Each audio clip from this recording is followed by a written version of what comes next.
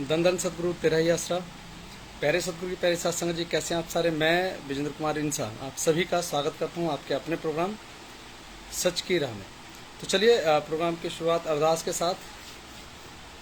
धन धन सतगुरु तेरा ही आसरा। हे मालिक, तुझे लाज है, बहुत हो चुका। तू दया मेरी रहमत कर, तेरे प्यार मोहब्बत की राह में चलने वालों को कोई दुख तकलीफ नहीं है। हे मालिक, सबको सुमति बख्शना। सुमति किसे कैसे देनी है, जिसे जैसे देनी है वैसे दीजिएगा, वो आपकी मर्जी। धन धन सतगुरु तेरा ही आसरा। तो चलिए प्रोग्राम की शुरुआत एक अरदास का भजन है उसके साथ करते हैं, और साथी सेवादार जुड़ जाएंगे। तो प्रोग्राम करते हैं शुरू। धन धन सतगुरु तेरा ही आसरा।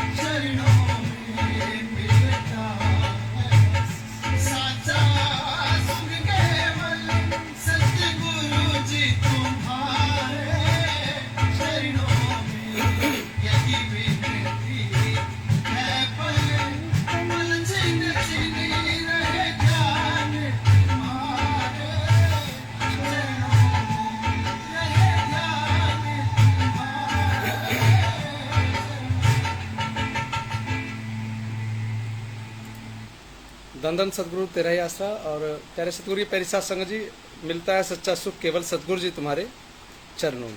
बाबू जी हरजीत बाबू जी न्यूजीलैंड ऑकलैंड से जी, धन धन सतगुरु तेरा ही आसरा। अमित चंद जी आपका भी बहुत बहुत स्वागत। मोटा विजेंद्र जी आपका भी बहुत बहुत स्वागत। रघुवीर जी, सोमवीर भाई, तमाम जो भी सेवादार देख रहे हैं सबका, कमलेश वालिया जी, धन धन सतगुरु तेरा ही आसरा, आपका भी बहुत बहुत स्वागत। जो भी सेवादार देख रहे हैं सबका बहुत बहुत स्वागत, अभिनंदन और हार्दिक स्वागत है साहब।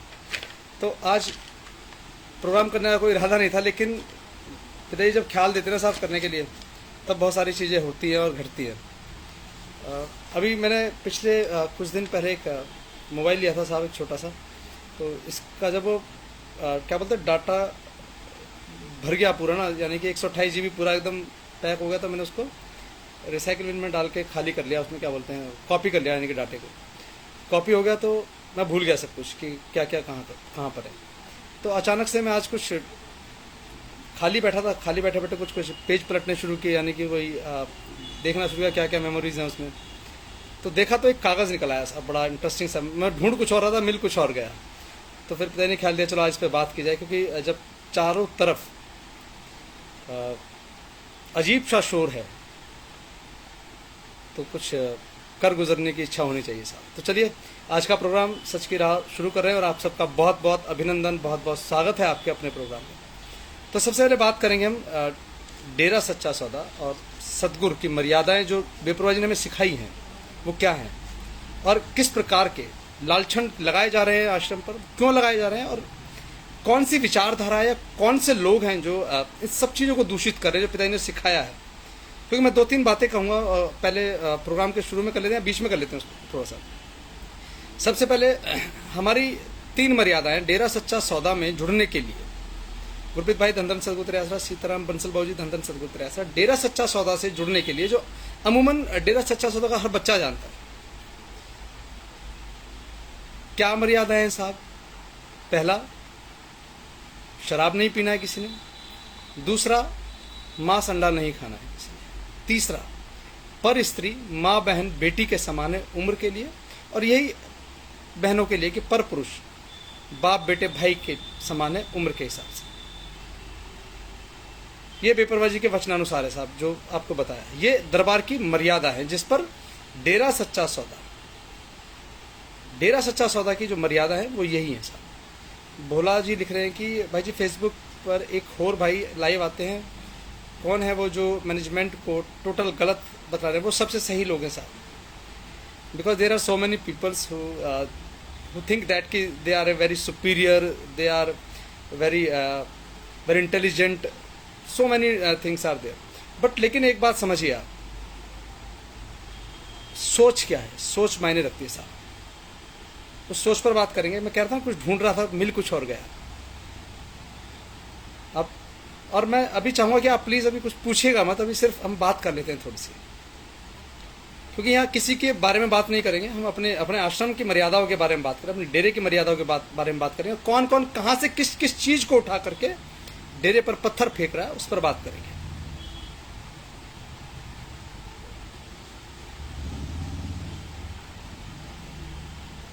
सबसे पहले हम बात करते हैं डेरे की मर्यादाओं की। 3 मर्यादाएं साहब, 3 वचन है बेपरवाह जी ने जो हम सबसे लिए, जब हमें गुरु मंत्र नाम दिया हमें, तो सबको समझाया भाई कि नशा नहीं करना है, हरामखोरी नहीं करनी है, और सामाजिक बुराइयों से दूर रहना है आपको।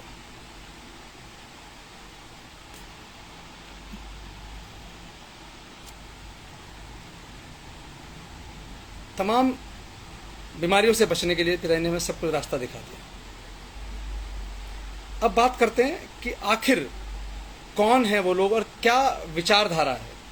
विचारधारा को समझिएगा अभी कि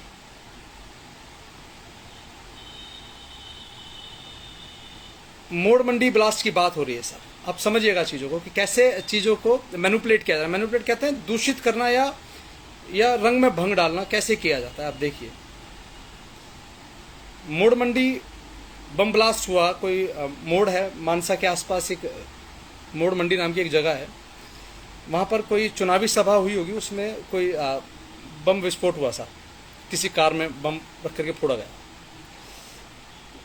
चलो जी, हो गई, घटना गई।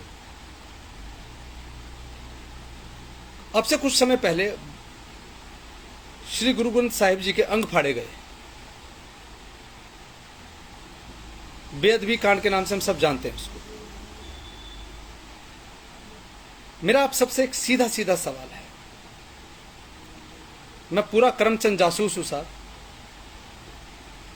या अंग्रेजी में समझो साहब, करमचंद जासूस तो हमारा हिंदुस्तानी जासूस है। एक का नाम था जेम्स बॉन्ड साहब, हम सबसे बड़े जेम्स बॉन्ड है। क्या हमारे अंदर का जो जेम्स बॉन्ड है, करमचंद जासूस है साहब, या ये कहेंगे व्योमकेश बख्शी बाबू जो हमारे अंदर के, वो 2017 के बाद ही जागे, जबकि ये तमाम घटनाएं 2017 से पहले की हैं। अगर मोड़ मंडी ब्लास्ट भी हुआ होगा तो वो आज नहीं हुआ है साहब, कई साल पहले हुआ होगा।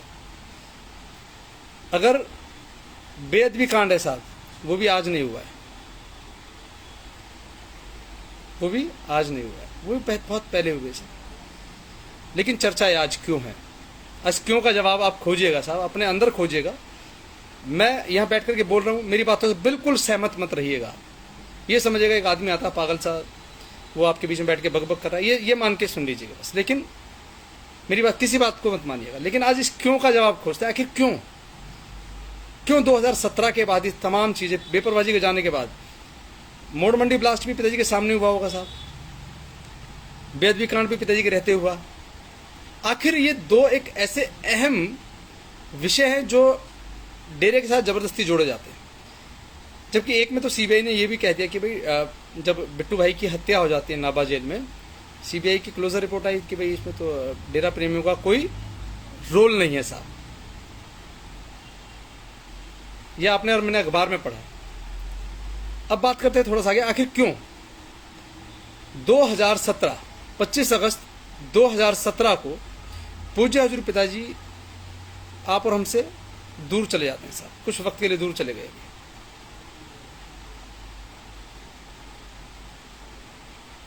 10-10 साल की 2 सजा दी गई पिताजी को, और पिताजी को हमसे दूर कर दिया गया। कहाँ भेज दिया? सुनारिया जेल भेज दिया, रोहतक भेज दिया साहब।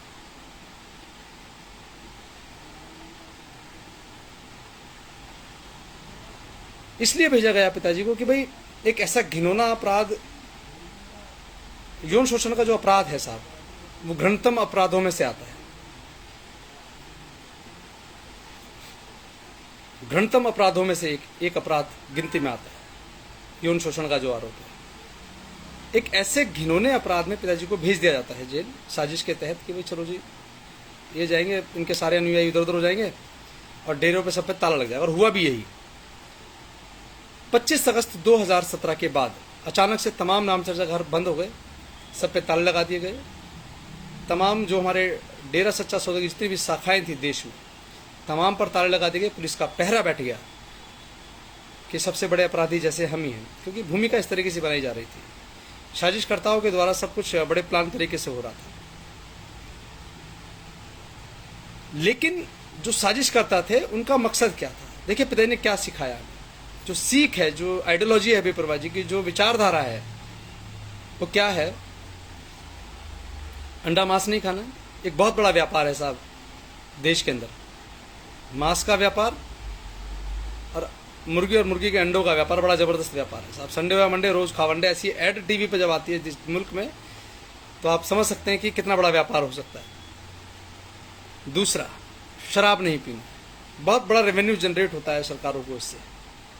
सरकारें कहती है कि शराब नहीं पीनी चाहिए, शराब पीने से आदमी के फेफड़े खराब हो जाते हैं, गुर्दे खराब हो, पता नहीं बहुत सारा शरीर का सिस्टम खराब हो जाता है अंदर से। लेकिन सरकारें शराब बेचती है सर। तीसरा, पिताजी का हरामखोरी नहीं करनी है। अगर प्रिया देवी बहन जी, अगर आपको आवाज़ नहीं आ रही है तो एक बार बंद करके दोबारा से लॉगिन कर जाइए, आवाज़ आएगी। शायद सबको आवाज़ आ रही है। जो तीसरा देह व्यापार का व्यापार है साहब, देह व्यापार का उसको, यानी कि जिस्म फरोशी का धंधा है, जो वो बड़ा गंदा है लेकिन है धंधा साहब इस मुल्क के अंदर। पिताजी ने इन तीनों चीज़ों से हमें दूर रहने की हिदायत दी। बेटा इनसे दूर रहना, खुश रहोगे और जीवन में सुख शांति बनी रहेगी। ये पिताजी की सीख है, ये आइडियोलॉजी साहब। डेरा सच्चा सौदा की जो विचारधारा वो ये है, समाज में भाईचारा रहे, एक दूसरे पे विश्वास रहे, रिश्तों के प्रति वफादारी दिखाएं। ये विचारधारा है डेरा सच्चा सौदा की। इंसान को इंसान से जोड़ने की विचारधारा डेरा सच्चा सौदा की है। प्यारे सतगुरु की प्यारी साध संगत जी, किसी के भ्रम में मत आइए, किसी के बहकावे में मत आइए। पिताजी ने जो सिखाया वो यही है।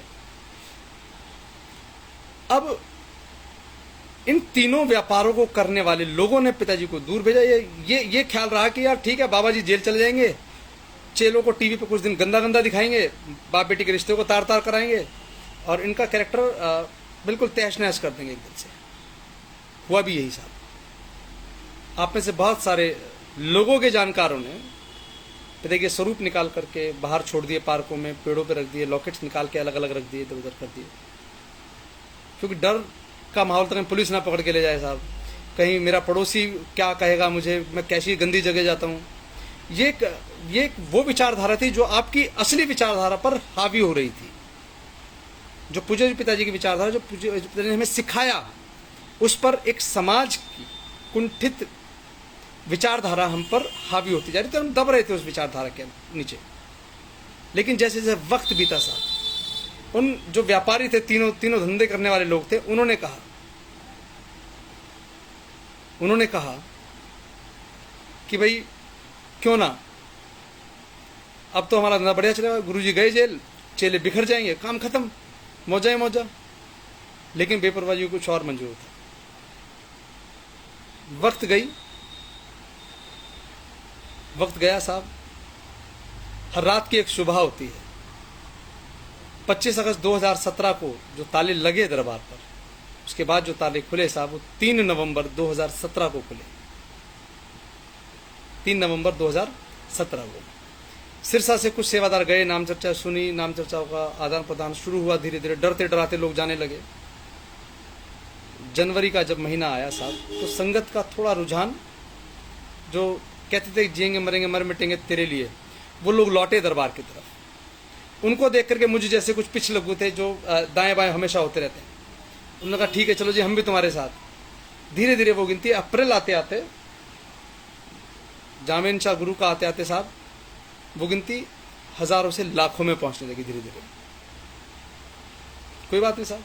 लेकिन इसी दौरान आप हमारे पिछले प्रोग्राम देख लीजिएगा, सच की राह और डेरे के सच पर, आपको बहुत सारे उस वक्त भी भ्रमित करने वाले मैसेज आते थे कि डेरे में ये गलत हो रहा है, डेरे में वो गलत हो रहा है, इस तरह के मैसेज आते थे। लेकिन हम हर बार खंडन करके निपटा दिया करते थे। तो ऐसे मैसेज टाइप आते थे सभी चीजें। वक्त बीता साहब, संगत हजारों से लाखों में हो गई। खाली सरसा नहीं, सरसे के अलावा जितने भी आश्रम थे हमारे आसपास, बहुत सारी जगह तो बेपरवाह जी की दया में रहमत से जाना हुआ, सौभाग्य प्राप्त हुआ जाने का। बहुत सारी जगह जाकर के देखा। जब पहली बार हम जयपुर आश्रम गए थे, 12 लोग नाम चर्चा में थे, सिर्फ महज 12। 10-12 भाई थे और शायद 5-7 बहनें थी एक तरफ। इतने लोग नाम चर्चा में थे। ये 2017 के लास्ट की बात है, 18 के शुरू की बात है। लेकिन आज बेपरवाही की दया मेरे से ये स्थिति है कि जयपुर के डेरे में आपको जगह नहीं मिलेगी। जो पंडाल है वहाँ बहुत बिल्कुल टाइट होकर संगत बैठती है। और तमाम लगभग सभी आश्रमों की ये स्थिति हो गई साहब। लोग आने लगे। जब लोग आने लगे साहब, विचारधारा नहीं मर रही थी। विचारधारा हमारे दिलों से दूर नहीं जा रही थी, हम विचारधारा से दूर नहीं जा रहे थे। दोनों एक दूसरे के साथ चल रहे थे। विचारधारा हमारे साथ चल रही थी, हम विचारधारा के साथ चल रहे थे। विचारधारा क्या है? विचारधारा वो शब्द हैं पूज्य हजूर पिताजी के द्वारा जो कहे गए सत्संगों में, जो पिताजी ने हमें नाम देते वक्त हमें सिखाया, जो मानवता का पाठ पूज्य हजूर पिताजी ने हमें समझाया, सिखाया, हम सबको बताया, वो है विचारधारा। क्या हम कभी उससे अलग हो पाए? भले ही जो लोग आज गलत लिखते हैं, गलत बोल रहे हैं, वो भी अपने आप को इसी विचारधारा का हिस्सा मानते हैं और उसी पर बात करते हैं। ये विचारधारा पूज्य हजूर पिताजी की थी साहब। हमें वो जोड़े रखी। संगत आती रही दरबार में। लेकिन अब जो प्लानिंग थी, जो खेल था पूज्य हजूर पिताजी को जेल भेजने के बाद का साहब, वो खराब हो गया। मकसद क्या था कि बाबा जी जेल चले जाएंगे, चेले घर बैठ जाएंगे। लेकिन ये तो उल्टा हो गया साहब। पिताजी जेल में है, उससे कोई फर्क नहीं पड़ा संगत पर। मन दुखी है, व्यथित है, आज भी मन व्यथित है, दुखी है आज भी साथ संगत जी। लेकिन जो पूज्य हजूर पिताजी की विचारधारा, हमारा दायित्व है उसे लेकर के आगे बढ़ना, मानवता भलाई के कार्य करना, ये पूज्य हजूर पिताजी की विचारधारा है। लेकिन अब देखिए कैसे दूषित किया जा रहा है विचारधाराओं को। मुझे अभी लास्ट संडे अभी हम लोग सिरसा गए थे, मैं अमित चंद जी और रघुवीर जी थे, और हम लोग लौट रहे थे तो एक माता है हमारी, माया इंसा जी हैं, वो मिले वहाँ कौन सा गढ़ी डेरा है हमारे रास्ते में, प्रेमपुरा धाम गढ़ी। हम आए तो माता जी ने पहचान करके दुआ सलाम हुई हमारी, पिताजी के बारे में बात हुई हल्की सी। तो उन्होंने माता जी ने एक बात कही कि भाई कम से कम लाइव आ जाकर, चाहे थोड़ी देर के लिए आ जाएगा, क्योंकि लोग बहुत गलत बोल रहे हैं।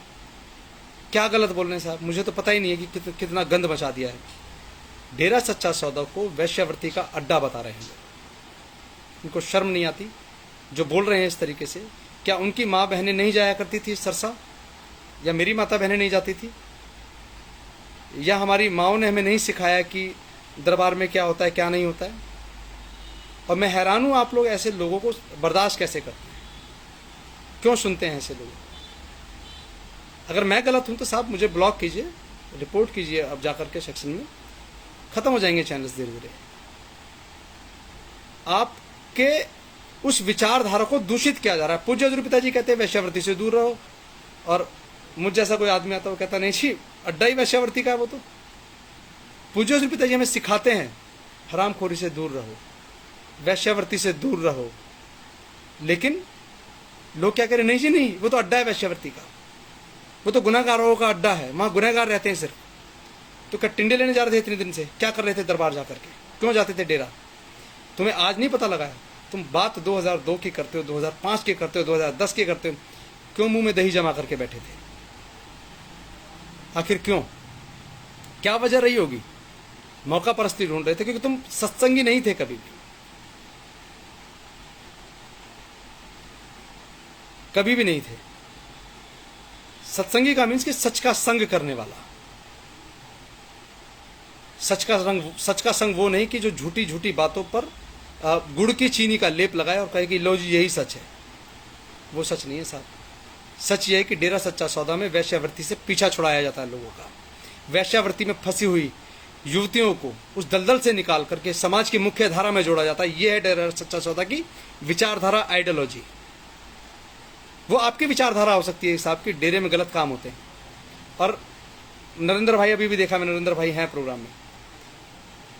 हम बहुत लंबे वक्त से 15-15 दिन 10-10 दिन सेवाएं की हमने।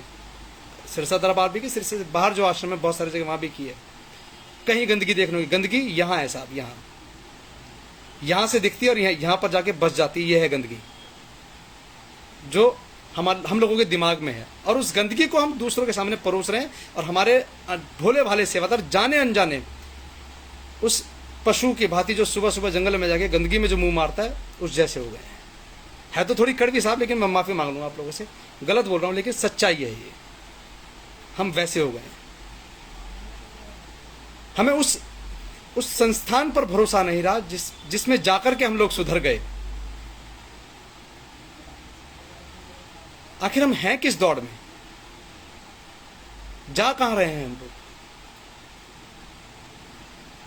और ऐसी अगर विचारधारा को सुनकर के आपको मजा आ रहा है ना साहब, तो आप समझ सकते हैं कि आप सत्संगी नहीं है, आप सच का संग नहीं कर रहे हैं।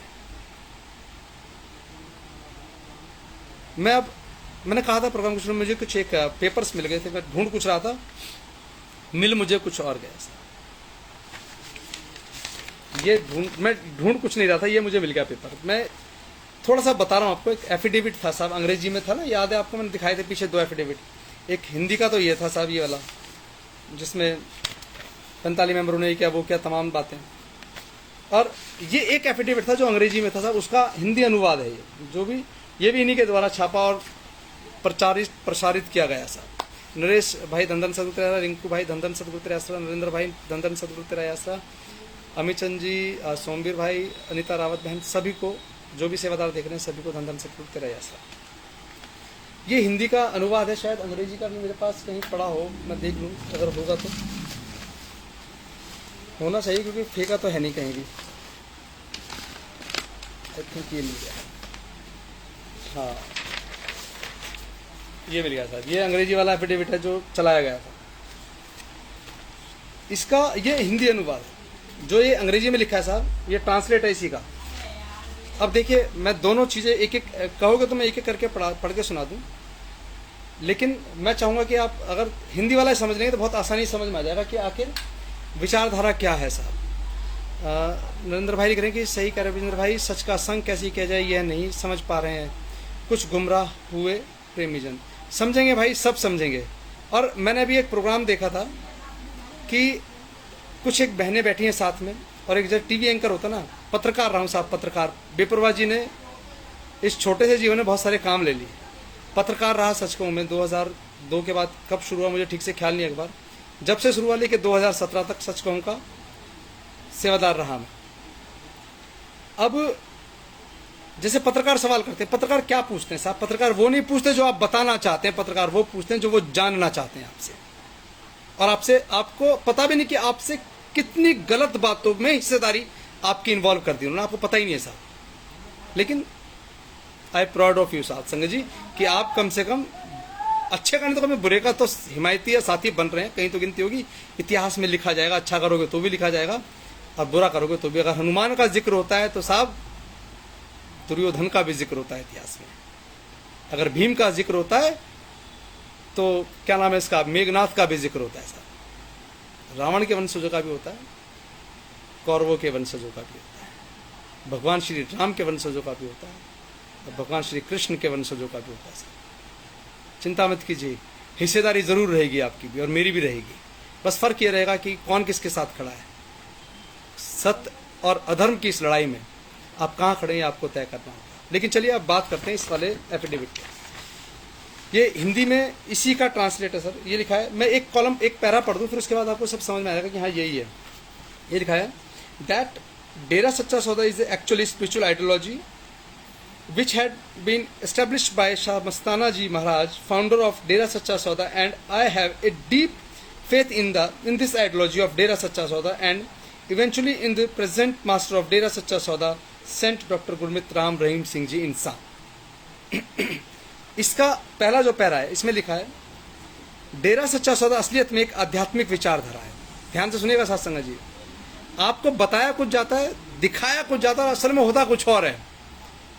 मैं कोशिश कर रहा हूं कि आपको बहुत सरलता से बहुत सारी चीजें समझा पाऊं। डेरा सच्चा सौदा असलियत में एक आध्यात्मिक विचारधारा जिसे शाह सतनाम सिंह जी, शाह मस्ताना जी महाराज डेरा सच्चा सौदा के संस्थापक द्वारा स्थापित किया गया था। मैं डेरा सच्चा सौदा की इस विचारधारा में और अंततः डेरा सच्चा सौदा के मौजूदा गद्दी नशीन संत डॉक्टर गुरमीत राम रहीम सिंह जी इंसा में गहरी आस्था रखता हूं।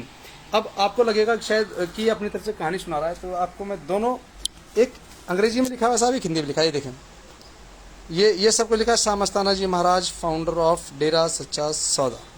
ये लिखा है साहब आध्यात्मिक है, जैसे शाह मस्ताना जी महाराज डेरा सच्चा सौदा के संस्थापक द्वारा स्थापित किया गया। अब इसका एक और बहुत खूबसूरत सा कॉलम है साहब, मैंने पहले भी चर्चा की आपसे इस बारे में। ये वाला कॉलम है, कॉलम नंबर 3। जिसने एफिडेविट दिया इंग्लिश वाला वो सब जानते हैं। ये 3 नंबर जो कॉलम है इसमें लिखा है, इंग्लिश में लिखा है, मैं इंग्लिश में पढ़ के सुना रहा हूँ आपको, और जो हिंदी में लिखा है साहब वो हिंदी भी आपको मैं सुनाऊंगा पढ़ के, और आपको समझ में आएगा कि आपने क्या खो दिया है साहब। इसका जो दूसरा कॉलम है इसमें लिखा है कि that I am since and obedient disciple of his holiness saint doctor Gurmeet Ram Rahim Singh Insan alias बोलते हैं उर्फ हजूर महाराज संत गुरमीत सिंह जी गद्दी नशीन, present master of Dera Sacha Sauda Haryana since 17 years, who is presently lodged in a Sunaria jail of Rohtak Haryana since 25 August 2017। अब हिंदी में क्या लिखा है साहब, मैं पिछले कई वर्षों से डेरा सच्चा सौदा के मौजूदा गद्दी नशीन संत डॉक्टर गुरमीत राम रहीम सिंह इंसा जी का ईमानदारी व आज्ञाकारी शिष्य हूँ, जो 25/8/2017 से सुनारिया जेल रोहतक में बंदी है। सब जो सबसे महत्वपूर्ण हिस्सा है इस पूरे उसका वो देखिए, that saint Gurmeet Ram Rahim Singh, that saint Gurmeet, आप देख लें, बड़ा अच्छा लगेगा आपको, पढ़ने में भी अच्छा लगेगा सर, देखें थोड़ा सा। ये लिखा है कि तीसरे वाले में, that saint Gurmeet Ram Rahim Singh is not an ordinary person and not an ordinary convict and he is professed as spiritual guru। पढ़ने में दिक्कत हो रही है, ऐसे पढ़ के सुनाता हूँ, दिक्कत हो रही है ऐसे पढ़ने में। Professed as spiritual guru as per the principles of Dera Sacha Sauda, after taking over Gaddi of Dera Sacha Sauda he has snap all ties with his blood relation and relatives, and he has become Pitaji fatherly figure for his all disciples. अब हिंदी में क्या है sir? जब से संत doctor Gurmeet Ram Rahim Singh इंसा जी आध्यात्मिक गुरु बने हैं, वे ना ही, ध्यान दीजिएगा साथ संगत जी, क्योंकि शब्द वो परिभाषित करते हैं जो हमें एक्चुअली में समझाया जा रहा होता है। जब से संत डॉक्टर गुरमीत राम रहीम सिंह इंसा जी आध्यात्मिक गुरु बने हैं, वे ना ही एक साधारण व्यक्ति और ना ही एक साधारण कैदी रह गए हैं सर। डेरा सच्चा सौदा के सिद्धांतों के अनुसार गुरुगद्दी पर बैठने के बाद उन्होंने अपने खून के सभी रिश्ते त्याग दिए हैं और वह डेरा सच्चा सौदा के लाखों करोड़ों अनुयायी के लिए पिता तुल्य हैं। चलिए अब हिंदी में बात करते हैं साथ साथ, बड़ा इंटरेस्टिंग सा मसला है। पिता तुल्य मीन्स कि पिता जैसे। आपको और मुझे भ्रमित करने के लिए क्या कहा जा रहा है कि संत गुरमीत राम रहीम सिंह जी इंसा ने गद्दी पर आने के बाद जब उनको गुरुगद्दी सौंप दी गई 1990 में, उसके बाद उन्होंने अपने परिवार से, जो उनका पैतृक परिवार है, जहां पर पूज्य बापू मग्गर सिंह जी रहे, माता नसीब कौर जी हैं, आदरणीय भाई जसमीत जी हैं, बहन चरणप्रीत कौर जी और बहन अमरप्रीत कौर जी, ये पूज्य पिताजी का परिवार। इसमें लिखा है कि उन्होंने अपने खून के रिश्ते सभी सामाजिक तौर पर तोड़ लिए, और वो करोड़ों की जो साथ संगत है उसमें पिता तुल्य साहब, पिता तुल्य का मतलब समझिए कि पिता नहीं, पिता जैसे, दोनों अलग अलग शब्द हैं साथ संगत। ये हिंदी बड़ी खूबसूरत भाषा है, अंग्रेजी में शायद होता है कुछ बोले कुछ समझ में कुछ आए, लेकिन हिंदी बड़ी खूबसूरत भाषा है। और मैं आपको दिखा दूंगा, पिता तुल्य ही लिखा है इसमें, ये पढ़ें, ये, हाँ ये पढ़ लें आप साथ में। इसमें लिखा है कि डेरा सच्चा सौदा के लाखों करोड़ों अनुयायियों के लिए पिता तुल्य हैं। आप और मैं पूज्य हजूर पिताजी को पिताजी ही कहते हैं साथ संगत जी। मेरे फादर साहब है ना, वो भी पिताजी कहते हैं। और तो और जो पूज्य हजूर पिताजी के फादर साहब थे, पूज्य आदरणीय बापू मग्गर सिंह जी, वो भी पिताजी कहा करते हैं। आदरणीय माता जी आज भी पूज्य हजूर पिताजी को पिताजी कहा करते हैं। ये आध्यात्मिक भाषा है साहब। हाँ, एफिडेविट है साहब, जो आपने लिख के दिया ना सेतिया जी, वही है, उसी को पढ़ के सुना रहा हूँ मैं, कि आपको पता लगना चाहिए कि मैं कितना गलत बोल रहा हूँ। अगर आपको वैसे समझ में नहीं आता तो ऐसे समझने की कोशिश जरूर कीजिएगा। पिता तुल्य की डेफिनेशन ये है कि पिता नहीं, पिता जैसा। आप में से कितने लोगों ने पिता जैसा मानते हैं और पिता मानते हैं? मैं तो साहब पिता मानता हूं उनको। आप में से कितने लोगों ने पिता मानते हैं? मैं पिता जैसा नहीं मानता उनको, मैं पिता ही मानता हूं उनको। मैं उन्हें फादर जैसा नहीं मानता, मैं उन्हें फादर ही मानता हूं। दोनों एक अलग अलग चीजें हैं साथ समझिए। पिता मानना और पिता जैसा मानना, पिता तुल्य है, यानी कि तुलनात्मक दृष्टि से कि मेरे पिता जैसे, मेरे बाप जैसे। ये शब्दों का खेल है, ये वकालत की भाषा है साहब। मुझ जैसा बेवकूफ आदमी समझ रहा है, लेकिन आप जैसे पढ़े लिखे आदमी नहीं समझ पा रहे हैं, एक अलग बात है। और मैं अक्सर कहा करता हूं कि मुझे शौक नहीं है ये कागज पत्थर लेके बैठ के प्रोग्राम करने का, कभी नहीं किए साहब। लेकिन शायद पिताजी कुछ और कराना चाहते हैं, तो इस वजह से आज मुझे कागज फोल्डर में ढूंढते कुछ और होता, मिल कुछ और गया। हम तो कह रहे हैं साहब कि अनपढ़ों ने तैयार किया है। सेतिया साहब फुली एग्री, क्योंकि आप नहीं लिख सकते कानून की भाषा को, मैं नहीं लिख सकता। लेकिन पिता तुल्य आप बताएं लिख करके सेतिया साहब कि पिता तुल्य और पिता में क्या फर्क है। वकील नहीं बताएगा आपको कोई। What is the difference between पिता एंड पिता तुल्य, क्या फर्क है दोनों में? गोविंदर रेड्डी जी, मैं भी बिल्कुल भाई, बहुत बहुत शुक्रिया आप सबका इस बात को मानने के लिए कि वो पिता तुल्य नहीं है साहब, वो पिता है। He is not look like a god, he is God. वो भगवान जैसे नहीं है, वो भगवान ही है साहब। कौन इस बात पे कंपैरिजन क्रिएट करेगा कि वो भगवान जैसे हैं? जिसके लिए होंगे भगवान जैसे साहब, लेकिन मेरे भगवान हैं। ये विश्वास जिस दिन आपके अंदर रहेगा, उस दिन आपको मुझ जैसे किसी व्यक्ति को सुनने की जरूरत नहीं है कि वो आपको सही रास्ता दिखाएगा।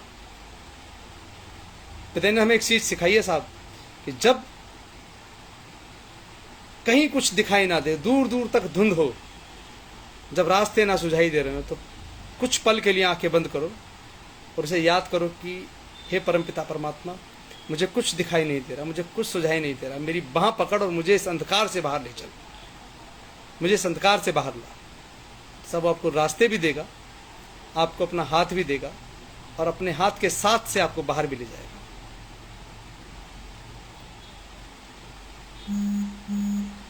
चिट्ठी में साहब तरेरी ढूंढेंगे, कोई बात नहीं, तुम खुश रहो, तरेरी नहीं ढूंढ रहे। सेतिया साहब वक्त आने दो, कहते हैं किसी का वक्त आएगा तो हमारा तो दौर ही आने वाला है साहब। लोगों ने तो कहा तुम्हारी औकात क्या है, कम से कम तुमने तरे ढूंढने वाले तो कहा, शुक्र है, कम से कम मान तो रहे हैं आपके भाई हैं, नहीं तो बहुत सारे लोगों ने कहा तुम हो कौन, तुम तो हो ही नहीं। तो चलो शुक्रगुजार हैं आपका साहब। यहां ये बात कही जा रही है कि पूज्य हजूर पिताजी ने अपने परिवार से संबंध तोड़ लिया। क्यों तोड़ लिया? क्योंकि अब वो हमारे पिता जैसे हो गए ना साहब, उन्हें बच्चों की जरूरत है, हम उनके बच्चे जैसे हैं साहब। तुम बच्चे जैसे हो, लेकिन मैं उनका बच्चा हूं। यह डिफरेंस है मेरी सोच में और आपकी सोच में। मुझे लगता है कि मैं पूज्य हजूर पिताजी का बेटा हूं, आपको लगता है नहीं यार हम बेटे नहीं है, बेटे तो भाई जसमीत ही हैं, हम तो उनके बेटे जैसे हैं। नहीं साहब, हम भी उन्हीं के बेटे हैं। अगर भाई जसमीत को भाई कहा तो हम भी पिताजी के बेटे जैसे हैं साहब, बेटे ही हैं उनके। लेकिन मालिक के पर एक बात समझ लो कि जब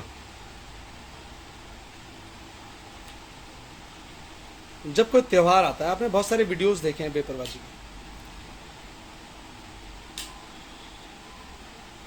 कानूनी लड़ाई लड़ तो रहे हैं साहब। चलिए सेतिया साहब के सवाल का जवाब देते हैं। सेतिया साहब ने कहा कि आपने ही समझाया था कि कानूनी लड़ाई ही एकमात्र रास्ता है, और अब उसी का विरोध कर रहे हो। कौन सी कानूनी लड़ाई की बात कर रहे हैं? डेरे को खत्म करने की विचारधारा की बात कर रहे हैं। मोड़ मंडी ब्लास्ट से डेरे की इस लड़ाई का क्या संबंध है? पिताजी क्या बाहर आएंगे उस मोड़ मंडी के ब्लास्ट से? बरगाटी कांड से क्या पिताजी बाहर आएंगे? वही तो सेतिया साहब जवाब दीजिए साहब, ऐसे मत दौड़िए। अभी मैं किसी का नाम ले रहा हूं, आप भी नाम ना ले तो ज्यादा अच्छा है। मैं ये चाहता हूं कि आप मुझे बताएं कि क्या बरगाड़ी कांड पूज्य हजूर पिताजी को बाहर लेकर के आएगा? उसकी चर्चा का क्या संबंध है आपके और मेरी पूज्य हजूर पिताजी के आने और ना आने के बारे में? पूज्य हजूर पिताजी के आने से क्या संबंध है? पूज्य हजूर पिताजी के मुकदमे से क्या संबंध है मोड़ मंडी ब्लास्ट का? लेकिन हाँ, मोड़ मंडी ब्लास्ट में पूज्य हजूर पिताजी के नाम को शामिल करने की जो साजिश है साहब, वो यही है कि आपके द्वारा ही आपसे ये कहलवाया जाएगा कि हाँ जी सही थे जी, तुम ही सही थे साहब, तुम ही कहोगे। यहाँ कोई फर्क नहीं पड़ रहा इस बात से, क्योंकि मैं किसी के पीछे नहीं हूं, मैं सिर्फ और सिर्फ पूज्य हजूर पिताजी की विचारधारा के पीछे हूं। पूज्य हजूर पिताजी की विचारधारा नहीं है साहब कि कहीं बम फोड़ दो, कहीं किसी को मार दो, कहीं उन्होंने तो ये भी कहा यार कि अगर आश्रम की चार दीवारी में भी अगर आपको सांप का बच्चा मिल जाए, सांप मिल जाए, बिच्छू मिल जाए, रेगिस्तान में बसता है साहब दरबार हमारा, तो उसे मारना नहीं है, उसे भी पकड़ के जंगल में दूर छोड़ाना है, आबादी से दूर छोड़ाना है। ये विचारधारा है। लेकिन आप क्या समझा रहे हैं कि मोड़ मंडी का ब्लास्ट का ताना वाना हमसे है? हाउ इज इट संभव साहब? कैसे संभव है ये कि एक तरफ सदगुरु ने हमें सीख दी है, हमें सीख दी है साहब कि हम उस चर्चा में ही नहीं है, लेकिन आप जानबूझ करके उस चर्चा को हवा दे रहे हैं, चर्चा को बढ़ा रहे हैं। मेरी शुभकामनाएं आपके साथ, आप कामयाब हो जाएं जल्दी डेरे को तबाह और नस्ते नाबूद करने में, क्योंकि तभी समझ में आएगा। बहुत सारे लोगों को समझ में नहीं आएगा। नहीं तो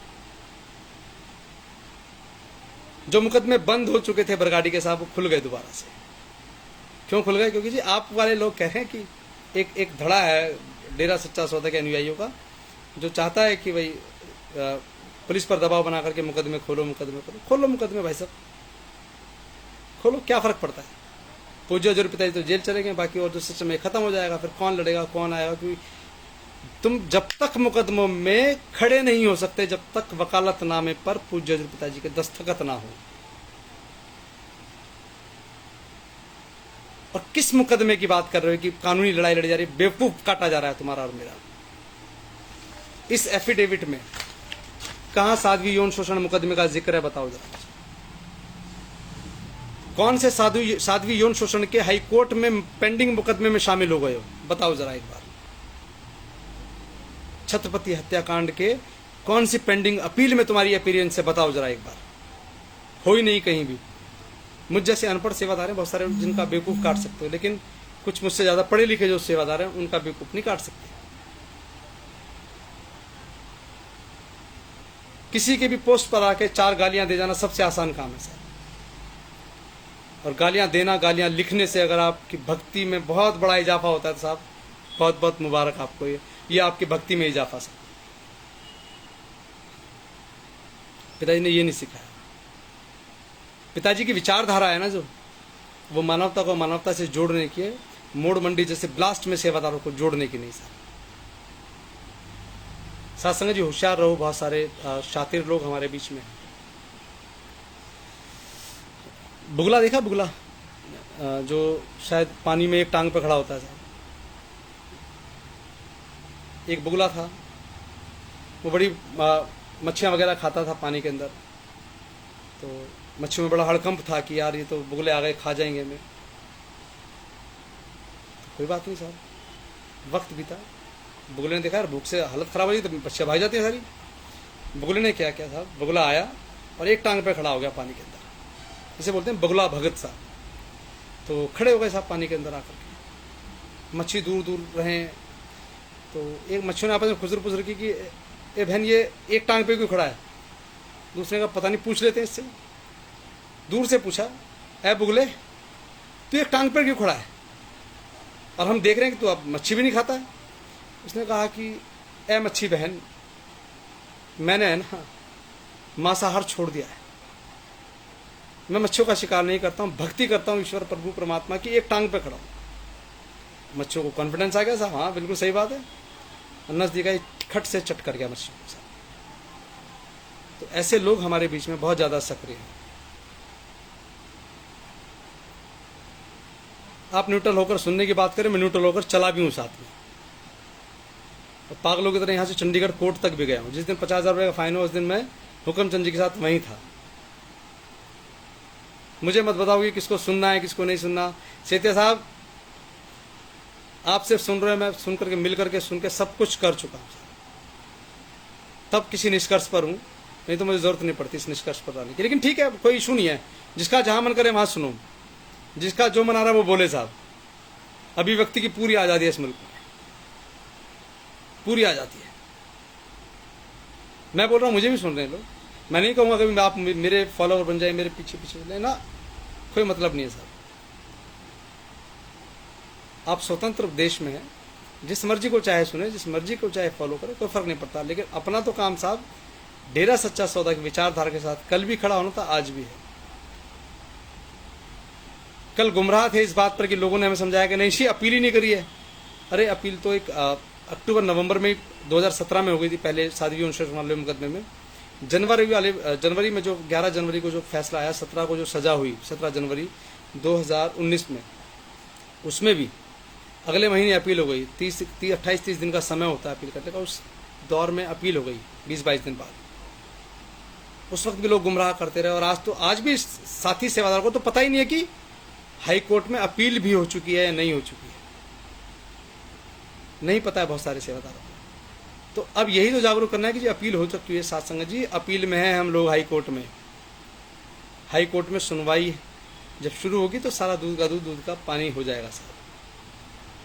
लेकिन किसी की गुमराह मत होइए किसी की बातों में, नहीं तो सिर्फ नुकसान होगा, और उस नुकसान के लिए आप खुद को माफ भी नहीं कर पाएंगे। लेकिन चलिए,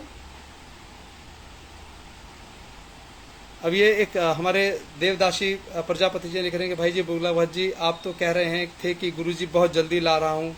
हमने कभी नहीं कहा गुरुजी को बहुत जल्दी ला रहा हूँ, हमने कहा कि पूज्य हजूर गुरुजी के जमानत के मुकदमे को हम बहुत जल्दी लड़ेंगे, लेकिन जब हमें पता लगा कि जमानत के मुकदमे की तैयारी चल रही है तो हम क्यों खामा पंगे लेंगे उसमें। हम इतने बड़े अक्लमंद नहीं है कि साहब की बनी बनाई खीर को फैला जाए, लेकिन आप लोग बहुत समझदार हैं। बार बार दल बदल दी बातें क्यों करते हो? सारी बात है गुरु जी को लाने की, करो भाई जी, बाकी सब बात छोड़ दो, गुरु से मतलब है ना। तो आप अपने आकाओं को कहो कि मोड़ मंडी की बात क्यों करते हो, बरगाड़ी कांड की बातें क्यों करते हो, क्यों संगत को दुराहे पर ला रहे हो? खुद को राहे पर हो तो संगत को दुराहे पर मत लाओ। यहां लिखने से अच्छा है उनको बताओ क्या सही था क्या गलत था, इस पर चर्चा करेंगे साहब। सेतिया साहब, ये वो चुटकुले हैं जो सारी जिंदगी चलेंगे। किसी ने अनपढ़ कहा, किसी ने बीमार कहा, किसी ने फर्जी रिपोर्ट कहा, किसी ने असली रिपोर्ट कहा, किसी ने फर्जी दस्तखत कहे, किसी ने असली दस्तखत कहे, किसी ने ना जाने क्या क्या कहा साहब। करेंगे बात, सब पर चर्चा का विषय रहेगा, लेकिन थोड़ा रुकिए। देवदासी साहब, पूछ के बताइएगा अपने आकाओं से कि कौन से मुकदमे में शामिल हो, साध्वी यौन शोषण में शामिल हो या छत्रपति हत्याकांड में शामिल हो, कौन से मुकदमे में हाई कोर्ट में पैरवी करो, बताइएगा जरूर। उम्मीद करूंगा कि मुझे पर्सनली मैसेज कर दीजिएगा। नंबर लिख लीजिए मेरा 9810529339, क्योंकि यहाँ लिखने की क्षमता ही नहीं है कि हम कौन से मुकदमे को लड़ रहे हैं। संगत को बताइए कि आप साध्वी यौन शोषण का मुकदमा हाई कोर्ट में लड़ रहे हैं या आप, अब छोड़ दीजिए सारी बात, किसको लाना है किसको लाना है। देवदासी जी सुन लीजिए, प्रजापति साहब ध्यान से सुनिए, अगर क्षमता है हिम्मत है तो लिख के बताइए कि आप साध्वी यौन शोषण में हाई कोर्ट में मुकदमे में है या आप रंजीत छत्रपति हत्याकांड मुकदमे में। कौन से मुकदमे में? 2 ही मुकदमे में सजा हुई है पिताजी को, तीसरे मुकदमे में नहीं है साहब किसी में भी। अभी तीसरे मुकदमे में सजा होगी, बरी होंगे, वक्त के हाथ में है। लेकिन आप मुझे लिख कर बता, जाते जाते बता दीजिए, समय हो गया बहुत, 10:08 हो गए। मैं चाहूंगा कि आप लिख करके बताएं एक बार, प्लीज रिक्वेस्ट है आपसे। देवदासी प्रजापति जी प्लीज लिख के बताएं कि आप आखिर कौन से मुकदमे को डिफेंड कर रहे हैं, कौन से मुकदमे को फाइट कर रहे हैं। साध्वी यौन शोषण केस में जो हाई कोर्ट में पेंडिंग है उसमें हैं आप लोग, या छत्रपति हत्याकांड में आप शामिल हैं? किस मुकदमे में आप डेरे की तरफ से या पूज्य पिताजी को लाने वाले पक्ष में? आवाज नहीं आएगी साहब, अब आएगी भी नहीं आपको आवाज। अच्छे कान बंद हो जाते हैं, सच सुनने को मिलता है ना, तो अच्छों की आवाज बंद हो जाती है साहब। हरि सिंह चावरिया जी, धन धन सतगुरु तेरा ही आसरा। क्योंकि सच बड़ा कड़वा होता है जिसका जवाब नहीं है, क्योंकि चमचागिरी करना सबसे आसान काम है दुनिया का। अगर कोई सबसे आसान काम है तो किसी का वकील बनकर दलील देनी शुरू कर दो, समझ में कुछ समझने की जरूरत ही नहीं है। बहुत सीधा सा सवाल है, इसके बाद दोबारा सुन लेना रिपीट में। और देवदासी जैसे तमाम उन सेवादारों के लिए सवाल है कि प्लीज लिख के जरूर बताइएगा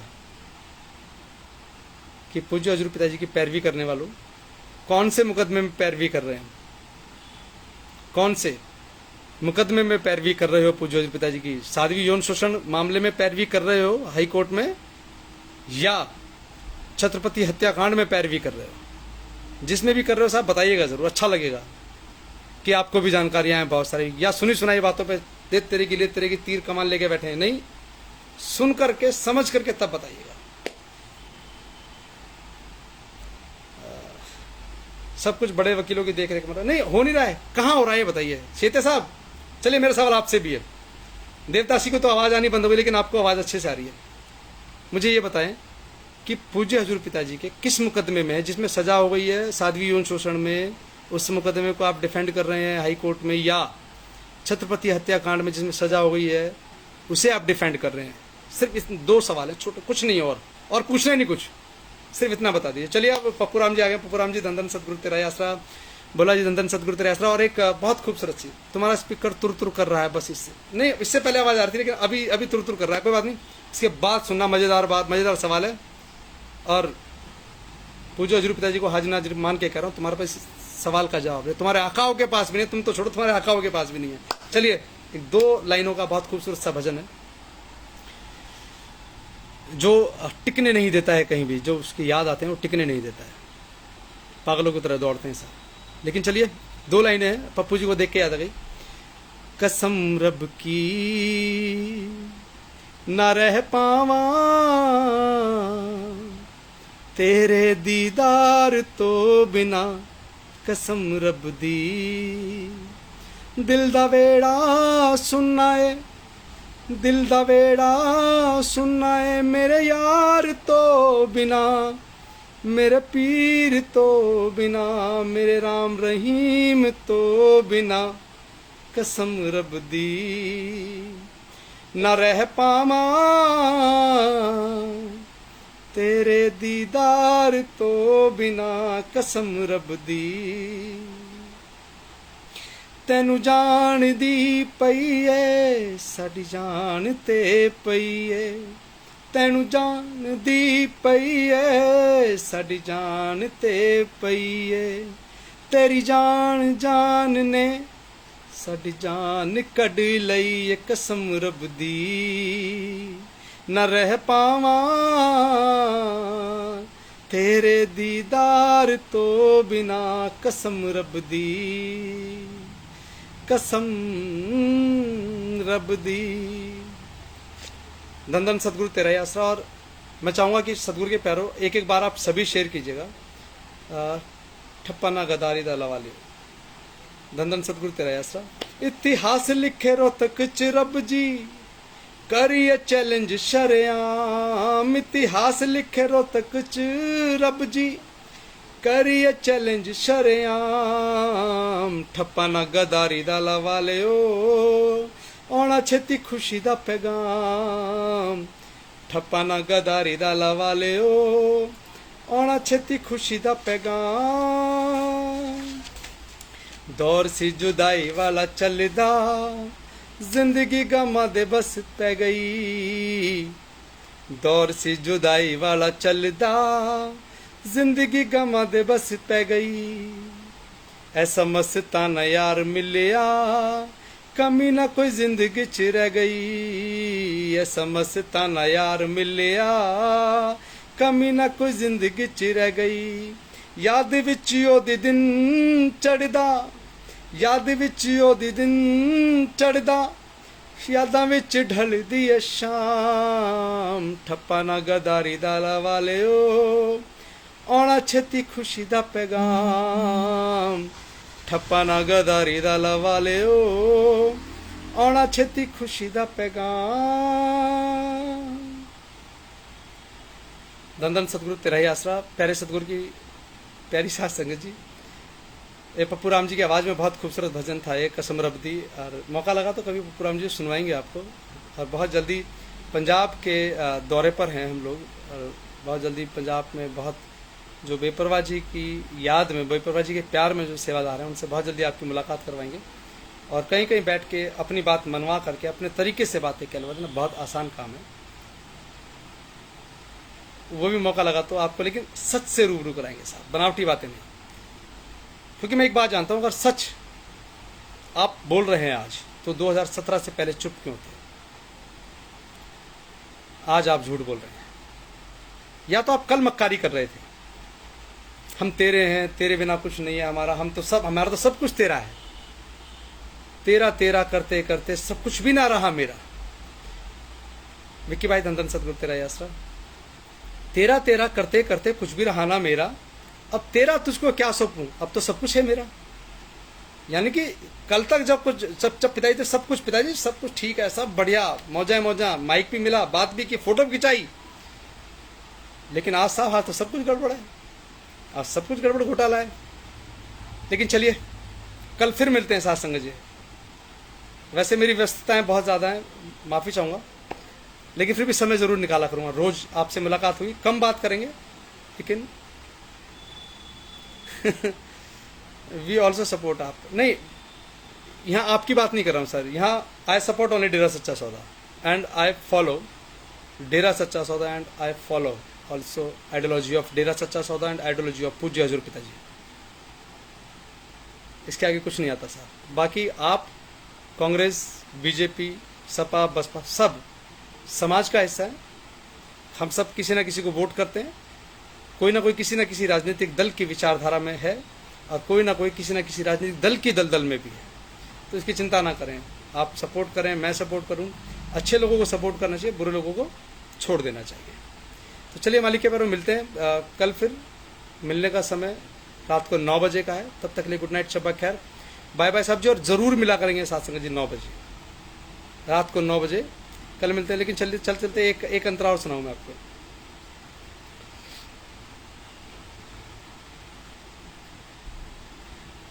बरसे नयन मेरे तरसे नयन, देखो तरसे है मन, अब तो आ जा। जालिम दुनिया सता रही है, अब तो तू मुखड़ा दिखा जा। हमसे हुई क्या खता ये बता, तुझे तेरे बच्चे बुलाते हैं। आ लौट के आजा पापा मीत, तुझे तेरे बच्चे बुलाते हैं। हम सब का सूना पड़ा घर संसार, हम सब का सूना पड़ा घर संसार, तुझे तेरे बच्चे बुलाते हैं। एक पल है हंसना, एक पल है रोना, कैसा है जीवन का खेला। एक पल है मिलना, एक पल बिछुड़ना, दुनिया है 2 दिन का मेला। ये उम्र ना जाए बीत, तुझे तेरे बच्चे बुलाते हैं। आ लौट के आजा पापा मीत, तुझे तेरे बच्चे बुलाते हैं। आ लौट के आजा पापा मीत। धन धन सतगुरु तेरा ही आसरा, प्यारे सतगुरु की प्यारी सत्संग जी। मिलते हैं कल रात को ठीक 9 बजे। तब तक के लिए गुड नाइट, शब्बा खैर, बाय बाय साहब जी। धन धन सतगुरु तेरा ही आसरा। मेरी कही की किसी बात से भी किसी भी सेवादार का मन दुखी हुआ, कि है तो सारे ही सेवादार, चाहे कोई किसी को सुन रहा है कोई किसी को सुन रहा है, कोई फर्क नहीं पड़ता। किसी भी सेवादार का अगर मन दुखी हुआ तो आपसे हाथ जोड़ के माफ़ी, और आपके पाक पवित्र चरणों को भी हाथ लगा करके माफ़ी साहब माफ़ कीजिएगा। मेरा मंतव्य किसी की भावनाओं को ठेस पहुंचाना नहीं है। मेरा मंतव्य सिर्फ और सिर्फ आपको सही रास्ता दिखाना है। विसिल ब्लोवर की भूमिका में हूँ। अगर आपको समझ में आए, मेरी सीटी बजाई गई सीटी, तो अच्छी बात है, नहीं तो कोई बात नहीं। कल फिर मिलते हैं इन्हीं बातों और इन्हीं विवादों के साथ, और मुलाकात होगी कल। तब तक के लिए गुड नाइट, शब्बा खैर, धन धन सतगुरु तेरा ही आसरा।